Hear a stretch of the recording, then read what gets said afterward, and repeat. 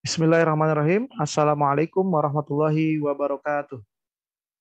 Oke, gimana kabarnya teman-teman sekalian? Mudah-mudahan kita selalu senantiasa dalam keadaan sehat walafiat. Oke, perkenalkan di sini saya Wahyu Setiawan, mahasiswa PGSD Sekolah Tinggi Ilmu Keguruan dan Pendidikan Kusuma Negara atau SKIP Kusuma Negara Jakarta. Saya akan memaparkan dan menjelaskan tentang kurikulum dan RPP atau rencana pelaksanaan pembelajaran. Disusun untuk memenuhi tugas mata kuliah pendidikan dan pembelajaran. Adapun dosen pengampu yaitu Ibu Sulistianingsih MPD. Oke, lanjut. Lanjut. Adapun latar belakangnya yaitu kurikulum di Indonesia memang sudah berubah berulang kali. Pada dasarnya, perubahan kurikulum yang dilakukan pemerintah adalah guna untuk perbaikan sistem pendidikan di Indonesia. Meskipun pada kenyataannya setiap kurikulum pastilah memiliki kekurangan dan perlu dievaluasi serta diperbaiki agar tujuan pendidikan tercapai dengan baik. Jadi kurikulum di Indonesia itu dinamis ya, selalu berubah mengikuti perkembangan zaman. Tetapi dalam perubahan kurikulum di Indonesia itu adanya tahapan evaluasi agar perubahan kurikulum tersebut agar tujuan pendidikan tercapai dengan baik. Oke, lanjut. Adapun pengertian kurikulum. Dalam Undang-Undang Nomor 20 Tahun 2003 dikemukakan bahwa kurikulum adalah seperangkat rencana dan peraturan mengenai isi dan bahan pelajaran serta cara yang digunakan sebagai pedoman dalam pelaksanaan proses belajar mengajar. Jadi kurikulum menurut Undang-Undang Nomor 20 Tahun 2003 digunakan sebagai pedoman dalam pelaksanaan proses belajar mengajar. Oke, adapun pengertian kurikulum menurut Pak ahli, sini ada saya mencantumkan 7 para ahli. Pengertian kurikulum menurut 7 para ahli, tapi di luar sana sebenarnya masih banyak ya pengertian kurikulum ya. Adapun yang pertama yaitu menurut Dr. Haji Nana Sujana tahun 2005 yang menjelaskan bahwa kurikulum merupakan niat dan harapan yang dituangkan ke dalam bentuk rencana maupun program pendidikan yang dilaksanakan oleh para pendidik di sekolah. Kurikulum sebagai niat dan rencana, sedangkan pelaksanaannya adalah proses belajar mengajar. Yang terlibat di dalam proses tersebut yaitu pendidik dan peserta didik. Adapun ahli yang kedua itu Profesor Dr. Henry Guntur Tarigan menjelaskan bahwa kurikulum ialah suatu formulasi pedagogis yang termasuk paling utama dan terpenting dalam konteks proses belajar mengajar. Menurut ahli yang ketiga itu Harsono 2005 mengungkapkan bahwa kurikulum ialah suatu gagasan pendidikan yang diekspresikan melalui praktik. Pengertian kurikulum saat ini semakin berkembang, sehingga yang dimaksud dengan kurikulum itu tidak hanya sebagai gagasan pendidikan, namun seluruh program pembelajaran yang terencana dari institusi pendidikan nasional. Yang keempat, menurut Dr. Andes C.C. Wijaya dan kawan-kawan, mengartikan kurikulum dalam arti yang luas yakni meliputi keseluruhan program dan kehidupan di dalam sekolah. Yang kelima yaitu menurut George A. Beauchamp tahun 1976 menjelaskan kurikulum diartikan sebagai dokumen tertulis yang berisikan seluruh mata pelajaran yang akan diajarkan kepada peserta didik melalui pilihan berbagai disiplin ilmu dan rumusan masalah dalam kehidupan sehari-hari. Yang keenam, menurut Hilda Taba tahun 1962, kurikulum dianggap sebagai a plan of learning, yang artinya bahwa kurikulum merupakan sesuatu yang direncanakan untuk dipelajari oleh peserta. Yang ketujuh yaitu menurut Profesor Dr. Andes Haji Darkir, menyatakan bahwa kurikulum merupakan alat dalam mencapai tujuan pendidikan. Jadi, kurikulum ialah program pendidikan dan bukan program pengajaran. Sehingga program itu direncanakan dan dirancang sebagai bahan ajar dan juga pengalaman belajar. Next slide. Adapun Sini ada fungsi kurikulum ya. Fungsi kurikulum menurut Sutopo dan Sumanto sebagaimana diikuti oleh Muhammad Joko Susilo, kurikulum berfungsi ada 7 ya, 7 poin. Yang pertama, kurikulum dalam rangka mencapai tujuan atau sebagai alat untuk mencapai tujuan pembelajaran, yaitu bila tujuan pendidikan yang diinginkan tidak tercapai, orang cenderung meninjau kembali alat yang digunakan untuk mencapai tujuan tersebut. Poin yang kedua, fungsi bagi siswa, yaitu kurikulum berfungsi sebagai organisasi belajar yang harus dikuasai dan dikembangkan seirama perkembangan siswa. Fungsi kurikulum yang ketiga yaitu bagi guru atau pengajar, kurikulum berfungsi poin A sebagai pedoman kerja dalam menyusun dan mengorganisir pengalaman belajar siswa.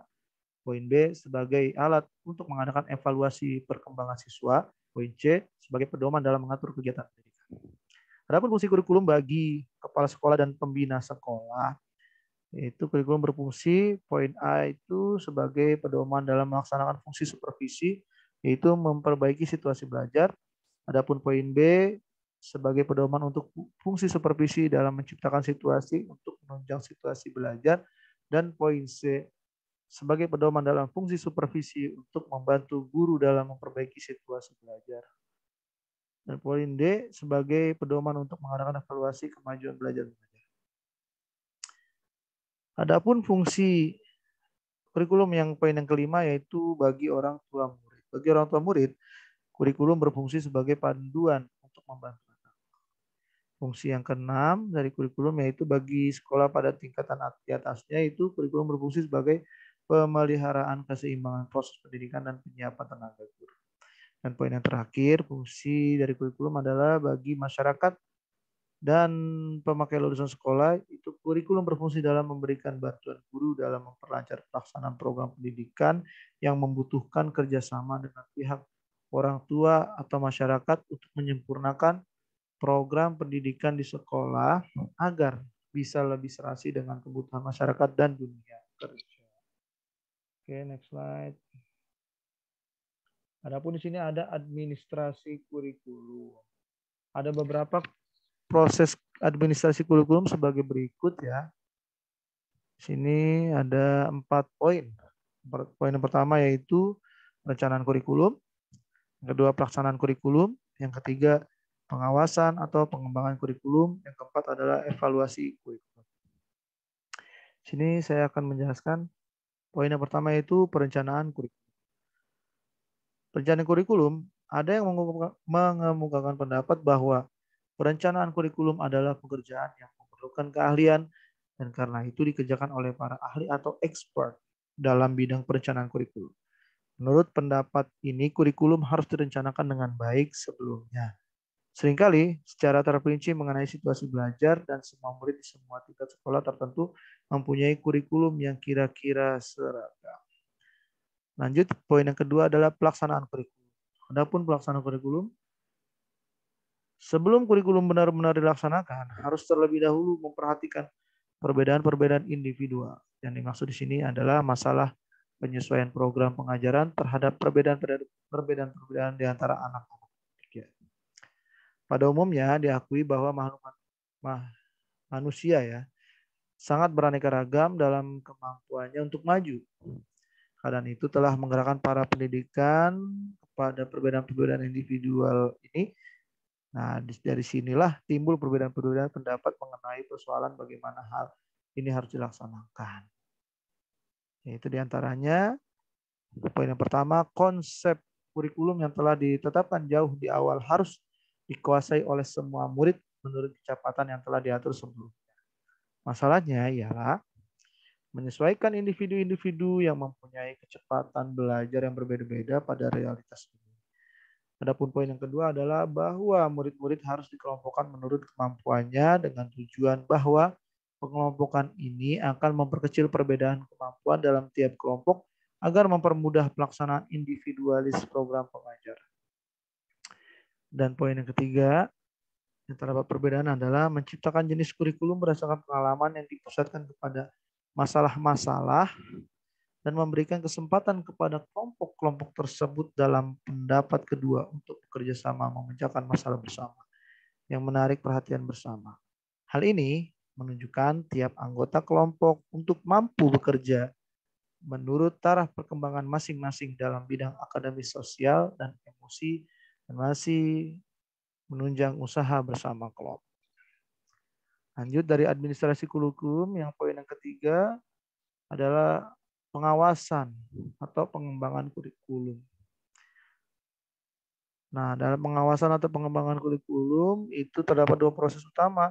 Yang pertama adalah pengembangan pedoman kurikulum. Proses yang kedua adalah pengembangan pedoman instruksional. Proses yang pertama yaitu pengembangan pedoman kurikulum meliputi latar belakang, silabus, dan desain evaluasi. Adapun proses yang kedua itu pengembangan pedoman instruksional. Pedoman instruksional diperoleh atas usaha pengajar untuk menguraikan isi pedoman kurikulum agar lebih spesifik sehingga lebih mudah untuk mempersiapkannya sebagai pelajaran dalam kelas. Dengan demikian, apa yang diajarkan benar-benar bersumber dari pedoman kurikulum. Adapun poin terakhir dari administrasi kurikulum adalah evaluasi kurikulum. Dalam evaluasi kurikulum terdapat dua aspek evaluasi kurikulum, yaitu dasar-dasar evaluasi kurikulum dan desain evaluasi. Dasar-dasar evaluasi kurikulum diantaranya ialah mengetahui hingga manakah siswa mencapai kemajuan ke arah tujuan yang telah ditentukan melalui efektivitas kurikulum dan menentukan faktor biaya, waktu, dan tingkat keberhasilan kurikulum. Pada umumnya sering kita lihat bahwa kurikulum dirombak tanpa evaluasi yang sistematis. Jika evaluasi ditiadakan secara terus-menerus, mungkin tak perlu kurikulum diganti seluruhnya, akan tetapi dapat senantiasa diperbaiki dan disempurnakan serta disesuaikan dengan perkembangan zaman.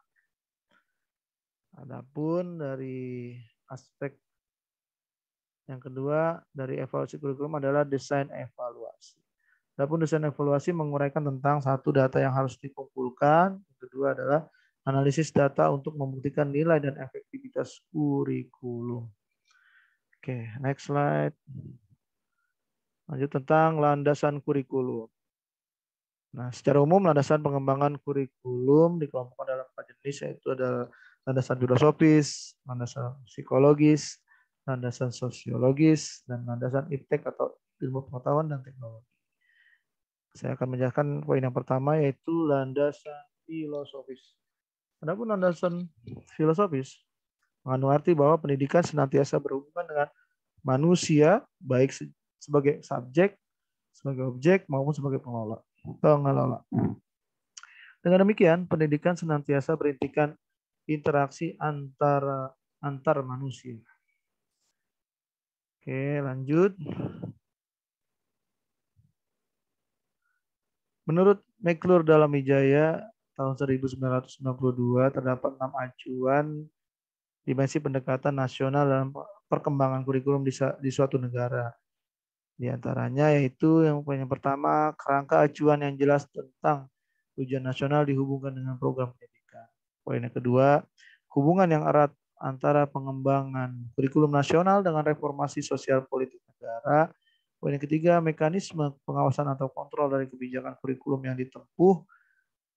Yang keempat adalah mekanisme pengawasan dari pengembangan dan aplikasi kurikulum di sekolah. Poin yang kelima, metode ke arah pengembangan kurikulum yang disesuaikan dengan kebutuhan. Poin yang keenam, penelaahan derajat desentralisasi dari implementasi kurikulum di sekolah. Oke, kita balik lagi ke poin yang kedua dari landasan pengembangan kurikulum, yaitu landasan psikologis. Landasan psikologis ini didasarkan pada prinsip bahwa perkembangan seseorang dipengaruhi oleh lingkungan dan kematangan. Lingkungan yang dimaksud dapat berasal dari proses pendidikan. Kurikulum sebagai alat untuk mencapai tujuan dalam pendidikan tentu saja berkaitan dengan proses perubahan yang terjadi pada peserta didik. Dengan adanya kurikulum, diharapkan perubahan yang terjadi pada peserta didik dapat membentuk kemampuan atau kompetensi aktual maupun potensial. Karakteristik perilaku setiap individu pada berbagai tingkatan perkembangan merupakan kajian dari psikologi perkembangan. Oleh karena itu, dalam pengembangan kurikulum harus senantiasa berhubungan dengan program pendidikan untuk kepentingan peserta didik, maka landasan psikologi mutlak harus menjadi dasar pengembangan kurikulum. Lanjut. Poin yang ketiga adalah landasan sosiologis. Landasan sosiologis didasari bahwa pendidikan adalah proses budaya untuk meningkatkan harkat dan martabat manusia. Pendidikan adalah proses sosialisasi melalui interaksi insani menuju manusia yang berbudaya. Dalam konteks inilah anak didik dihadapkan dengan budaya manusia, dibina dan dikembangkan sesuai dengan nilai budayanya, serta dipupuk kemampuan dirinya menjadi manusia. Menurut Susilana 2006. Oke, lanjut. Next dulu. Oke, menurut Calhoun, Like dan Keller, dalam Susilana 2006 merinci 7 fungsi sosial pendidikan yang patut diperhatikan oleh para pendidik.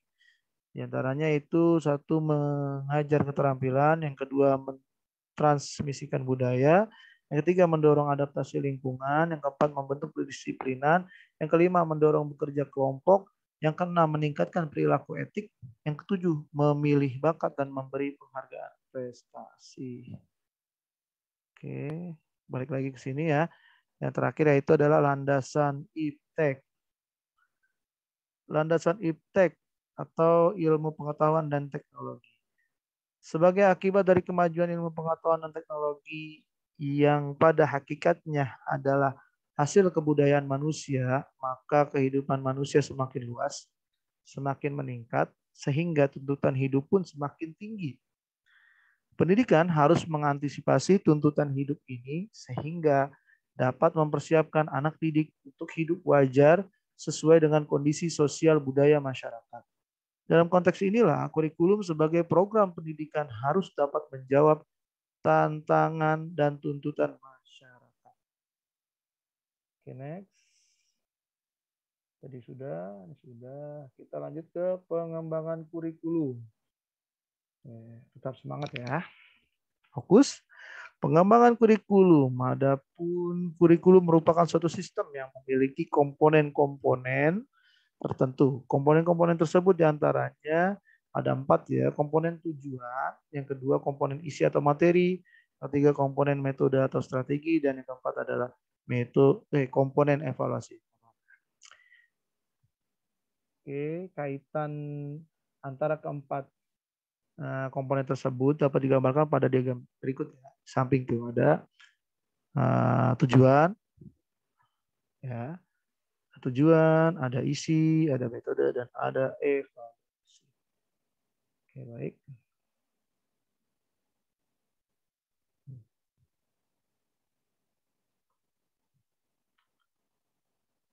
Adapun di sini saya akan menjelaskan yang poin yang pertama yaitu komponen tujuan ya. Ini komponen tujuan. Oke. Tujuan berkaitan dengan arah atau hasil yang diharapkan. Menurut Susilana 2006, dalam skala makro rumusan tujuan kurikulum erat kaitannya dengan filsafat atau sistem nilai yang dianut masyarakat. Misalkan sistem nilai yang dianut masyarakat Indonesia adalah Pancasila. Maka tujuan yang diharapkan oleh suatu kurikulum adalah terbentuknya masyarakat yang berlandaskan nilai-nilai Pancasila. Oke. Dari pernyataan dia tadi, maka tujuan dari dalam kurikulum dapat diklasifikasikan ke dalam 4 tujuan yang hierarkis sebagai berikut. 1, tujuan pendidikan nasional, yang kedua tujuan institusional, 3, tujuan kurikuler, dan keempat tujuan instruksional atau tujuan pembelajaran. Nah, poin yang selanjutnya adalah komponen isi atau materi. Materi atau isi pelajaran merupakan pengalaman yang akan diberikan kepada peserta didik selama mengikuti proses pendidikan atau proses pembelajaran. Menurut Munir 2008.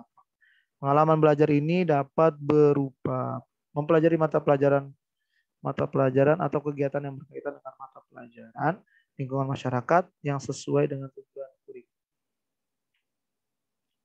Oke, adapun poin yang ketiga dari pengembangan kurikulum adalah komponen metode atau strategi.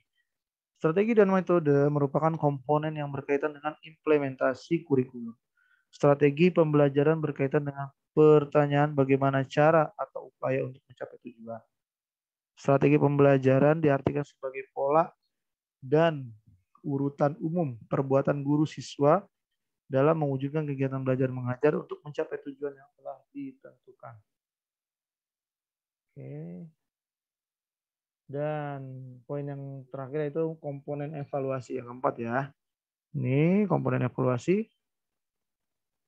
Evaluasi kurikulum digunakan untuk melihat seberapa baik tingkat keberhasilan suatu kurikulum dan tindakan apa yang harus dilakukan agar diperoleh hasil sebagaimana tujuan yang telah dirumuskan. Oleh karena itu, evaluasi tidak hanya mengukur keberhasilan atau kegagalan suatu program, tetapi ada proses tindakan yang dilakukan sebagai tindak lanjut dari data yang diperoleh. Oke, next. Kita akan membahas tentang model pengembangan kurikulum. Menurut IDI tahun 2007 mengklasifikasikan model-model ini ke dalam dua grup besar model pengembangan kurikulum, yaitu yang pertama model pengembangan kurikulum Zeiss dan yang kedua adalah model pengembangan kurikulum Roger. Jadi ada dua grup besar modelnya pengembangan kurikulum ya, yaitu Zeiss dan Roger. Nanti di sini akan terbagi-bagi lagi nih ya. Jadi dari model pembelajaran kurikulum Zeiss akan terbagi beberapa model. Dan yang kedua adalah model pembelajaran kurikulum Roger itu juga akan terbagi beberapa model. Oke, yang pertama saya akan menjelaskan tentang next slide dulu ya. Oke, model pengembangan kurikulum Zeiss. Menurut Robert S. Zeiss mengemukakan 4 macam model pengembangan kurikulum antara lain yang pertama model administratif, yang kedua model grassroots, yang ketiga model terbalik Hilda-Taba, yang keempat model pemecahan masalah. Dan nanti ada lagi nih, adapun dalam beberapa kajian lain selain dari 4 model yang telah dikemukakan di atas, ada beberapa model kurikulum yang lain itu jadi model tambahan lagi yang lain ya. Itu yang kelima model demonstrasi, yang keenam model sistem Beauchamp, yang ketujuh model hubungan interpersonal Rogers, dan yang kedelapan model teknik berkembang.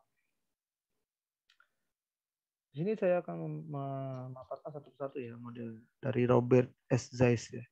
Adapun model yang pertama adalah model administratif. Model administratif merupakan model pengembangan kurikulum yang paling lama dan paling banyak dikenal.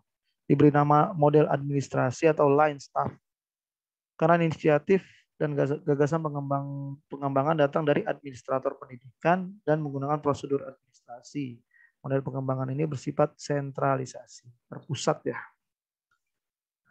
Cara kerjanya yaitu atasan bawahan. Dari atasan ke bawahan ya, top down. Kerjanya model ini adalah pejabat pendidikan membentuk panitia pengarah yang biasanya terdiri atas pengawas pendidikan, kepala sekolah, dan staf pengajar. Tugasnya adalah menyusun tujuan khusus, isi dan kegiatan belajar. Hasil pekerjaan direvisi oleh panitia pengarah. Bila dipandang perlu, akan diadakan uji coba untuk meneliti kelayakan pelaksanaan. Adapun model yang kedua adalah model grassroots. Model grassroots dimulai dari bawah. Nah, kalau ini terbalik ya, dari bawah ya. Tadi dari atas ke bawah, dan sekarang dari bawah. Namanya grass rumput. Itu gagasan guru-guru sebagai pelaksanaan pendidikan di sekolah. Model grassroots lebih demokratis karena pengembangan dilakukan oleh para pelaksana di lapangan, sehingga perbaikan dan peningkatan dapat dimulai dari unit-unit terkecil dan spesifik menuju bagian-bagian yang lebih besar dari akar rumput ya, dari bawah ya, grassroots ya, ke atas. Kalau yang tadi yang pertama administrasi dari atas, dari atasan ke bawah. Oke. Lanjut ke model ketiga yaitu model terbalik Hilda-Taba atau Tabas inverted model. Model yang dikemukakan Hilda ini berbeda dengan cara lazim yang bersifat deduktif karena caranya bersifat induktif. Jadi bersifat induktif ya. Itulah sebabnya ini dinamakan model terbalik. Model ini diawali justru dengan percobaan, kemudian baru penyusunan dan kemudian penerapan. Hal ini dimaksudkan untuk menekankan antara teori dan praktik. Jadi model terbalik di database ini diawali dengan percobaan malah ya. Bukan penyusunan tapi percobaan dulu baru disusun. Yang keempat adalah model pemecahan masalah. Action Research Model. Kurikulum model ini sudah melibatkan seluruh komponen pendidikan yang meliputi siswa, orang tua, guru, serta sistem sekolah. Menurut Sukmadinata tahun 2005 menyebutkan ada 2 langkah dalam penyusunan kurikulum jenis ini. Yang pertama, melakukan kajian tentang data-data yang dikumpulkan sebagai bahan penyusunan kurikulum. Yang kedua, melakukan implementasi atas keputusan yang dihasilkan pada langkah pertama. Nah, kita lanjut ke model yang kelima, itu model demonstrasi. Model demonstrasi pada dasarnya bersifat grassroots, datang dari bawah. Jadi hampir sama grassroots ya. Tetapi model ini diprakarsai oleh sekelompok guru atau sekelompok guru bekerja sama dengan ahli yang bermaksud mengadakan perbaikan kurikulum. Oke, lanjut ke model yang keenam, model sistem Biocham System Models. Biocham mengemukakan 5 langkah proses pengembangan kurikulum seperti yang dikutip oleh Sanjaya tahun 2010 sebagai berikut, yaitu menetapkan wilayah atau arena yang akan dicakup oleh kurikulum tersebut. Poin yang kedua itu menetapkan orang-orang yang akan terlibat dalam proses pengembangan kurikulum siapa saja. Yang ketiga menetapkan prosedur yang akan ditempuh, apa prosedurnya. Yang keempat adalah implementasi kurikulum, bagaimana penerapan kurikulum tersebut. Dan yang kelima adalah melaksanakan evaluasi kurikulum. Evaluasi ya. Yang ketujuh, model hubungan interpersonal Rogers Interpersonal Relation Model. Model ini berasal dari seorang psikolog Carol Rogers. Rogers berasumsi bahwa kurikulum diperlukan dalam rangka mengembangkan individu yang terbuka, luas, dan adaptif terhadap situasi perubahan.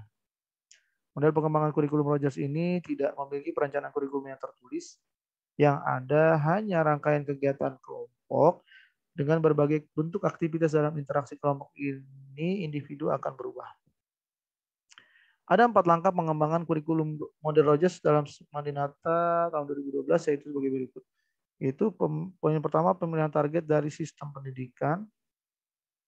2, partisipasi guru dalam pengalaman kelompok yang intensif. Poin yang ketiga, pengembangan pengalaman kelompok yang intensif untuk kelas atau unit pelajaran. Poin yang keempat, partisipasi kegiatan orang tua dalam kelompok. Nah, model yang terakhir adalah model teknik berkembang, emerging technical model. Perkembangan ilmu pengetahuan dan teknologi serta nilai-nilai efisiensi dalam bisnis juga mempengaruhi perkembangan model-model kurikulum. Tumbuh kecenderungan baru yang didasarkan atas hal tersebut yang menurut Sukmadinata tahun 2012 diantaranya. Nah, poin yang pertama model analisis perilaku atau the behavior analysis model menekankan pada penguasaan perilaku atau kemampuan. Poin yang kedua model analisis sistem, the system analysis model. Model ini adalah menentukan spesifikasi perangkat hasil belajar yang harus dikuasai siswa. Yang poin yang ketiga adalah model berbasis komputer based model atau suatu model pengembangan kurikulum dengan memanfaatkan komputer. Oke, banyak sekali ya model dari pengembangan kurikulum ZES ya. Oke, tapi kita nanti pelan-pelan ya memahaminya ya. Oke, untuk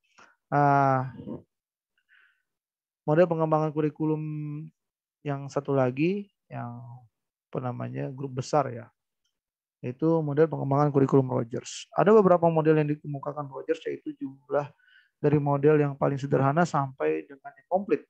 Model-model tersebut disusun sedemikian rupa sehingga model yang berikutnya sebenarnya merupakan penyempurnaan dari yang sebelumnya. Jadi kalau model pengembangan kurikulum Rogers ini dia bertingkat ya, dari yang sederhana sampai yang komplit, dan biasanya itu saling melengkapi setiap tahapan. Adapun model-model tersebut sebagai berikut, ada 4 model ya. Model pertama yang paling sederhana, model kedua, model ketiga, dan model keempat yang agak kompleks ya. Oke, lanjut. Adapun model yang pertama itu paling sederhana, menggambarkan bahwa kegiatan pendidikan semata-mata terdiri dari kegiatan memberikan informasi dan ujian. Di model yang pertama itu hanya memberikan informasi dan ujian. Adapun model kedua adalah penyempurnaan dari model pertama dengan menambahkan pokok yang belum tercover pada model pertama, yaitu mengenai metode dan organisasi bahan pelajaran. Jadi model kedua ini disempurnakan lagi, ditambahkan mengenai metode dan organisasi bahan pelajaran. Adapun model ketiga sama ya, melengkapi model pengembangan kurikulum merupakan penyempurnaan dari model kedua ya, yang belum bisa memberikan alternatif pokok atau unsur teknologi pendidikan ke dalam. Jadi yang model ketiga lebih ditekankan kepada unsur teknologi ya. Dan model keempat adalah dengan memasukkan unsur tujuan di dalamnya. Tujuan itulah yang bersifat mengikat semua komponen yang lain, baik metode, organisasi, bahan teknologi pengajaran, isi pelajaran maupun kegiatan. Dari model keempat itu pelengkap semua ya. Jadi semua unsur ada di dalam. Oke, next slide. Oke, next slide tentang pengertian RPP atau rencana pelaksanaan pembelajaran. Di sini saya akan menjelaskan secara umum saja ya. Secara umum saja, tidak terperinci. Oke. Adapun menurut PP Peraturan Pemerintah nomor 19 tahun 2005 pasal 20, perencanaan proses pembelajaran meliputi silabus dan rencana pelaksanaan pembelajaran yang memuat sekurang-kurangnya tujuan pembelajaran, materi ajar, metode pengajaran, sumber belajar, dan penilaian hasil belajar. Oke, baik. Lanjut ya, next. Nah, ini menurut Permendiknas nomor 41 tahun 2007 tentang standar proses. Dijelaskan bahwa RPP dijabarkan dari silabus untuk mengarahkan kegiatan belajar peserta didik dalam upaya mencapai KD, kompetensi dasar. Setiap guru pada satuan pendidikan berkewajiban menyusun RPP secara lengkap dan sistematis agar pembelajaran berlangsung secara interaktif, inspiratif, menyenangkan, menantang, memotivasi peserta didik dan untuk berpartisipasi aktif, serta memberikan ruang yang cukup bagi prakarsa, kreativitas, dan kemandirian sesuai dengan bakat, minat, dan perkembangan fisik serta psikologis peserta didik. Jadi seorang pendidik atau guru ya, itu sebelum mengajar itu harus merancang dulu RPP-nya, silabusnya ya, agar pembelajarannya tersusun secara sistematis, lebih rapi, dan target pembelajarannya juga tercapai. Oke, next lanjutan ya. Dalam lingkup yang lebih luas, perencanaan pembelajaran dapat diartikan sebagai proses penyusunan materi pelajaran, penggunaan media pembelajaran, menggunakan media apa aja, penggunaan pendekatan dan metode pembelajaran, menggunakan pendekatan apa, metode apa yang dipakai, dan penilaian dalam alokasi waktu tertentu untuk mencapai tujuan yang telah ditentukan. Juga ada nanti alokasi waktu ya. Next. Nah, ada pun tujuan RPP. Di sini ada tujuan RPP ya. Oke. Tujuan RPP, tujuan rencana pelaksanaan pembelajaran diantaranya satu, mempermudah, memperlancar, dan meningkatkan hasil proses belajar mengajar. Yang kedua, dengan menyusun rencana pembelajaran secara profesional, sistematis, dan berdaya guna, maka guru akan mampu melihat, mengamati, menganalisis, dan memprediksi program pembelajaran sebagai kerangka kerja yang logis dan terencana. Itu ya. Nah, menurut Gunandar tahun 2011. Next, adapun di sini ada fungsi RPP. Fungsi RPP adalah sebagai acuan bagi guru untuk melaksanakan kegiatan belajar mengajar atau kegiatan pembelajaran agar lebih terarah dan berjalan secara efektif dan efisien. Jadi lebih terarah ya, dan efektif dan efisien pembelajaran. Nah, di sini ada manfaat bagi guru ketika membuat perencanaan pembelajaran, diantaranya yaitu jadi yang pertama itu sebagai petunjuk arah kegiatan dalam mencapai tujuan atau kompetensi dalam pembelajaran. Poin yang kedua sebagai pola dasar dalam mengatur tugas dan wewenang bagi setiap unsur yang terlibat dalam pembelajaran. Yang ketiga sebagai pedoman kerja atau kegiatan bagi setiap unsur guru dan unsur siswa. Poin yang keempat sebagai alat ukur efektif tidaknya sesuatu kegiatan pembelajaran berlangsung. Dan yang kelima sebagai bahan penyusunan data informasi tentang keberhasilan pembelajaran. Oke, next. Nah, ini lebih umum ya, ininya apa penjelasannya, tidak terperinci sampai penyusunan. Prinsip penyusunan RPP. Adapun prinsip penyusunan RPP, poin pertama memperhatikan perbedaan individu peserta didik. Jadi RPP disusun dengan memperhatikan perbedaan jenis kelamin, kemampuan awal, tingkat intelektual, minat, motivasi belajar, bakat, potensi, kemampuan sosial, emosi, gaya belajar, kebutuhan khusus, kecepatan belajar, latar belakang budaya, norma, nilai, dan atau lingkungan peserta didik. Banyak ya. Jadi memperhatikan perbedaan individu peserta didik itu banyak ini ya. Poin-poinnya. Yang kedua adalah mendorong partisipasi aktif peserta didik. Itu proses pembelajaran dirancang dengan berpusat pada peserta didik untuk mendorong motivasi, minat, kreativitas, inisiatif, inspirasi, kemandirian, dan semangat belajar. Adapun poin yang ketiga itu mengembangkan budaya membaca tulis, membaca dan menulis, literasi ya. Proses pembelajaran dirancang untuk mengembangkan kegemaran membaca, pemahaman beragam bacaan, dan berekspresi dalam berbagai bentuk tulisan. Poin yang keempat adalah memberikan umpan balik atau feedback dan tindak lanjut. RPP memuat rancangan program pemberian umpan balik positif, penguatan, pengayaan, dan remedial. Jadi ada feedback positif, ada penguatan dalam pembelajaran, ada juga pengayaan bagi yang siswa yang sudah levelnya bisa menangkap dengan cepat ya, dan ada juga remedial bagi siswa yang agak lambat ya, dalam menangkap pembelajaran tersebut. Poin yang kelima adalah keterkaitan dan keterpaduan. RPP disusun dengan memperhatikan keterkaitan dan keterpaduan antara SK, KD, kompetensi dasar, materi pembelajaran, kegiatan pembelajaran, indikator pencapaian kompetensi, penilaian, dan sumber belajar dalam satu keutuhan pengalaman belajar.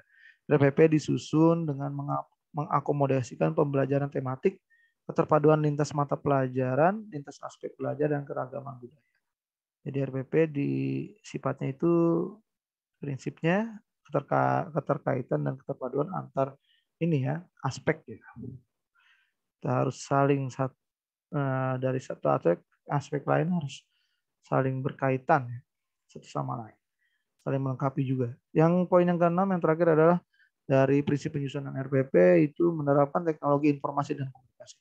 RPP disusun dengan mempertimbangkan penerapan teknologi informasi dan komunikasi secara terintegrasi, sistematis, dan efektif sesuai dengan situasi dan kondisi. Oke, baik. Ada sekitar 2 slide lagi ya. Nah, di sini ada kurikulum Merdeka Belajar. Kurikulum terbaru ya.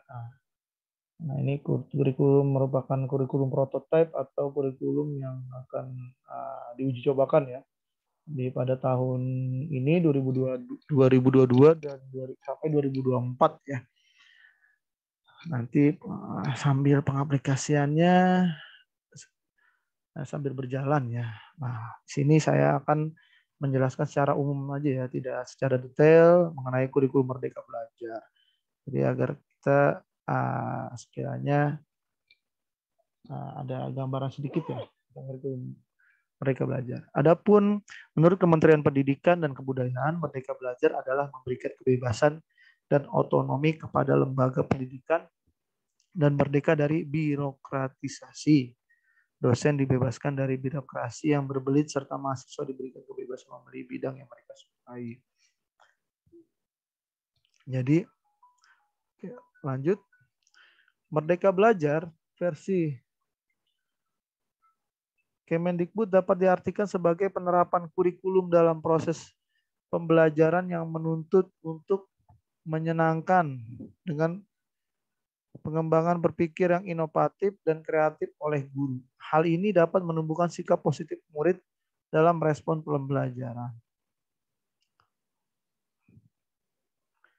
Jadi Merdeka Belajar ini hampir semua kurikulum ya, kurikulum itu tujuan untuk ini ya, agar tercapai ya pembelajarannya dengan cara ya menyenangkan, inovatif, ya, sesuai dengan perkembangan zaman. Nah, kurikulum Merdeka Belajar pun dirancang untuk menyesuaikan perkembangan zaman. Oke, lanjut. Kurikulum Merdeka Belajar lanjutan. Silviana Murni dalam Seminar Nasional Merdeka Belajar dalam mencapai Indonesia Maju 2045 yang diselenggarakan di Universitas Negeri Jakarta pada tanggal 10 Maret 2020 memaparkan 4 program kebijakan Merdeka Belajar, yaitu pertama USBN diganti dengan menjadi ujian atau assessment pada tahun 2020 sesuai dengan Permendikbud nomor 43 tahun 2019 tentang penyelenggaraan ujian yang diselenggarakan Satuan Pendidikan dan Ujian Nasional Ini menunjukkan bahwa sekolah dan guru merdeka dalam menilai hasil belajar siswa. Di USPN diganti dengan menjadi ujian asesmen. Yang kedua, UN tahun 2021 diganti menjadi asesmen kompetensi minimum dan sesuai karakter. Pada asesmen ini juga ditekankan penguasaan aspek literasi dan numerasi. Jadi baca tulis ya, dengan merujuk standar internasional. Adapun yang ketiga, RPP dipersingkat dan dibuat simpel serta semudah mungkin. Jadi RPP-nya tidak sampai berjilid-jilid ya, lebih ringkas ya, memudahkan untuk guru juga ya proses administrasinya agar fokus lebih ke mengajar. Yang keempat adalah zonasi PPDB lebih fleksibel dengan mempertimbangkan ketimpangan akses dan kualitas sesuai daerah. Jadi nanti pada kurikulum Merdeka Belajar zonasi PPDB itu lebih fleksibel, lebih memudahkan ya untuk semua aspek ya dari guru, murid sama orang tua. Itu menurut Sally et al. Tahun 2020.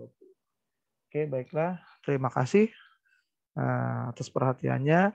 Mohon maaf bila ada kekurangan dari pemaparan saya tentang kurikulum dan RPP. Kurang lebihnya saya mohon maaf. Assalamualaikum warahmatullahi wabarakatuh.